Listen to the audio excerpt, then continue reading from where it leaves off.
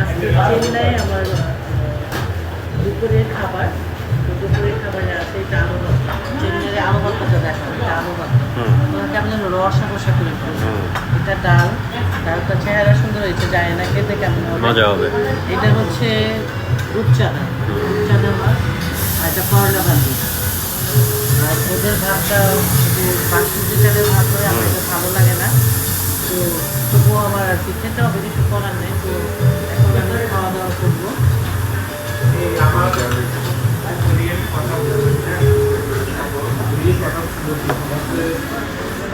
তখন একটু আলু ভর্তা দিয়ে খাবো। আলু ভর্তাটা কেমন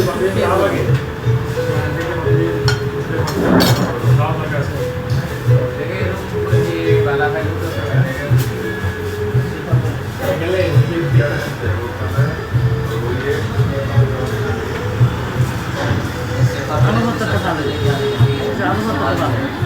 ওদের ওরা মশলা প্রচুর দিয়ে ফেলে, যেটা স্বাস্থ্যের জন্য ক্ষতিকর।